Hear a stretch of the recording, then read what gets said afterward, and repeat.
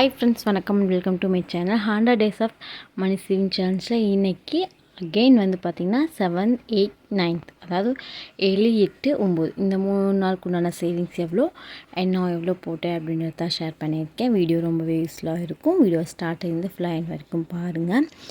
இன்றைக்கி என்னுடைய first day saving, அதாவது 7வது நாள் சேவிங் பார்த்திங்கன்னா 50 ரூபா. இது எப்படி சேவ் பண்ணேன் அப்படின்ட்டு சொல்லிடுறேன் குட்டி ஸ்டோரியாக. 200 ருபீஸ்க்கு வந்து ஹஸ்பண்ட் வந்து காய்கறி வாங்க கொடுத்துருந்தாங்க. ஸோ அதில் வந்து 150 ருபீஸ்க்கு மட்டும் காய்கறிலாம் வாங்கிட்டு மீதி 50 ரூபாய் கொண்டு வந்து உண்டியில் போட்டுட்டேன். முந்தா நேற்று நடந்தது இது.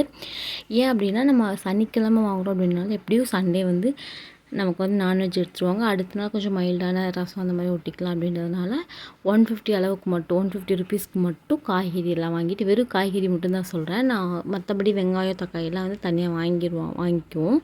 ஸோ காய்கறி மட்டும் வந்து பார்த்திங்கன்னா 150க்கு மட்டும் வாங்கிட்டு மீதி அந்த 50 ரூபாய் கொண்டு வந்து நான் உண்டியில் போட்டுட்டேன். ஸோ அந்த 50 ரூபா உண்டியில் போடுறதுக்குண்டான இதுதான். ஸோ இந்த மாதிரி மினிமம் வந்து, அதாவது மினிமம்ன்றத விட மேக்ஸிமம் வந்து ஒர்க், அதாவது நீங்கள் வீட்லேருந்து ஒர்க் பண்ணுறீங்களோ இல்லை வந்து ஹவுஸ் ஒய்ஃபாக இருந்தாலும் இந்த மாதிரி சின்ன சின்ன செலவுகளை நீங்களே ஹேண்டில் பண்ணுங்கள். அப்போ தான் நம்மளால் சிறு சேமிப்பு பண்ண முடியும்.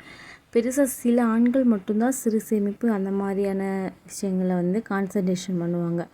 மற்றபடி வந்து பார்த்திங்கன்னா இந்த மாதிரி சேமிப்புலாம் தெரியாது. அதனால் முடிஞ்ச வரைக்கும் வந்து பார்த்திங்க அப்படின்னா இந்த மாதிரி, அதாவது கிச்சன் ஓரியன்டாக வாங்குறதா சரி, இந்த மாதிரியான மணி மேனேஜ்மெண்ட்டை நீங்கள் வந்து கையாளுங்க. அப்போ தான் வந்து உங்களுக்கு வந்து ஒரு நிதானம் தெரியும். அண்ட் அப்போ தான் வந்து உங்களால் சேவ் பண்ண முடியும். ஓகேங்களா, சின்ன சின்ன சேமிப்பு அப்படின்றத பண்ண முடியும். ஸோ ஃபஸ்ட்டு என் ஹஸ்பண்டுமே என்ன பண்ணுவாங்கன்னா, எல்லாமே நான் வாங்கி கொடுத்துட்றேன், உனக்கு என்ன அப்படின்ற மாதிரி தான் இருக்க சொல்லுவாங்க. பட் நான் அதை வந்து அக்செப்ட் பண்ணிக்கவே இல்லை. நான் எப்படியும் நான் வச்சாச்சு, நான் தான் வாங்குவேன், கொடுங்கன்ட்டு. ஏன்னா அப்போ தான் நமக்குமே ஒரு சில விஷயங்கள் புரியும், தெரியும். அப்படின்றதுனால வந்து பார்த்திங்கன்னா நான் வந்து அந்த டிபார்ட்மெண்ட்டை வந்து நான் எடுத்துக்கிட்டேன். ஸோ அது எடுத்து பார்த்திங்கன்னா இந்த அமௌண்ட் வந்து பார்த்திங்கன்னா ஹஸ்பண்டோட பாக்கெட்டில் வந்து பார்த்திங்கன்னா சில்லறை இருந்துச்சு அப்படின்னா அப்பப்போ நான் கேட்டுக்கிட்டே இருப்பேன். ஸோ என்னமோ தெரியல, நேற்று அவங்களாம் கொண்டு வந்து இந்த காசை வந்து நீ கேட்பேல, இந்த வச்சுக்கோ அப்படின்னாங்க. ஸோ நான் அப்போதைக்கு அவங்க கண்ணு முன்னாடி ஏதோ கிச்சனில் வச்சு ஏதாவது தேவைன்னா வாங்கிக்கலாம் அப்படின்ற மாதிரி வச்சுட்டேன். ஸோ அதை எடுத்துகிட்டு வந்து பார்த்திங்கன்னா அவங்க போனதுக்கப்புறம் அதை எடுத்து வந்து உண்டியில் போட்டேன். ஸோ இதுதான் வச்சுருந்த உண்டியில் போட்டுக்கலாம் அப்படின்ட்டு. ஸோ அதுக்கப்புறம் வந்து உண்டியில் போட்டுக்கலாம் அப்படின்னு வச்சுருந்தேன். ஸோ இப்படி தான் நான் எப்போவுமே அவங்கள்ட்ட கேட்டுக்கிட்டே இருப்பேன். நீங்கள் கேளுங்க, அதாவது ஈகோ பார்த்துட்டு அப்படிலாம் கிடையாது. நமக்கு ஒரு விஷயம் வேணும்னா நம்ம தான் எஃபர்ட்டு போடணும். வேறு நமக்கு தேவையானதுக்கு நம்ம எஃபர்ட்டு போடலன்னா யார் எஃபர்ட்டு போடக்கூடாது? யாருமே போட மாட்டாங்க. அதனால் வந்து பார்த்திங்கன்னா கேளுங்க. 5 ரூபா வச்சுருந்தீங்களா கொடுங்க, 10 ரூபா வச்சுருந்தீங்களா கொடுங்க, சில்லறை காசு இருந்தால் கொடுங்க, 10 ரூபா இருந்தால் கொடுங்க, 20 ரூபா கொடுக்கும்போது டக்குன்னு கொடுத்துருவாங்க. அவங்களுக்கு அது பெரிய விஷயமே தெரியாது. 10 டைம் வாங்கினா 100 ரூபா, அது நமக்கு பெருசாக இருக்கும். ஸோ அப்படி தான் சேவிங்ஸை பண்ணணும். நம்ம பிடிச்சி அடிச்சுக்கிட்டு சண்டை கட்டிக்கிட்டு மற்றபடி மூஞ்சி முகத்தை காமிச்சிட்டு அப்படிலாம் இல்லை. நைஸாக நம்ம வந்து சேவிங்ஸ் பண்ணணும். நம்ம வந்து அவங்கள ஏமாற்றலை, நம்ம எதுவும் பண்ணல, நம்ம வந்து சேவ் தான் பண்ணுறோம், அவ்வளோதான்.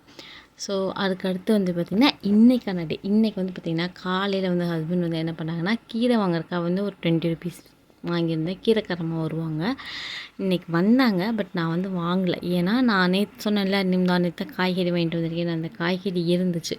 ஸோ அதனால் காய்கறியை வச்சுக்கலாம் அப்படின்னும் வச்சுக்கிட்டு, அப்புறம் அவங்க இன்றைக்கி கொண்டு வந்த கீரை வந்து பார்த்திங்கன்னா அவ்வளோவா எனக்கு எல்லா அளவுக்கும் கொண்டு போய் அவங்க விற்றுட்டு, ஸோ லாஸ்ட்டாக வந்து 2-3 கட்டு மட்டும்தான் இருந்துச்சு இங்கே கொண்டு வந்தாங்க.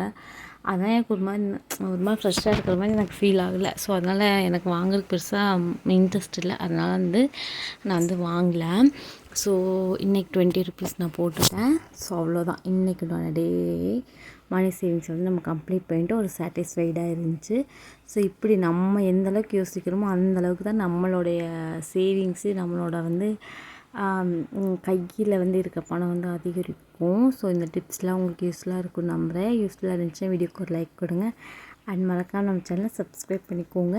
அண்ட் உங்களுக்கு வேறு ஏதாவது கமெண்ட்டில் வந்து எதாவது சொல்லணும்னு நினச்சிங்கன்னா கண்டிப்பாக சொல்லுங்கள். உங்களுக்கு எதாவது டவுட் இருந்தால் சொல்லுங்கள். என் பாயிண்ட் ஆஃப் வியூலேருந்து நான் யோசித்து அதுக்குண்டான உங்களுக்கு ஒரு முடிஞ்ச வரைக்கும் என்னால் வந்து ஒரு சில டிப்ஸ் வந்து ஒரு வீடியோலேயும் இல்லை கமெண்ட்லேயே கூட நான் ரிப்ளை பண்ணுறேன்.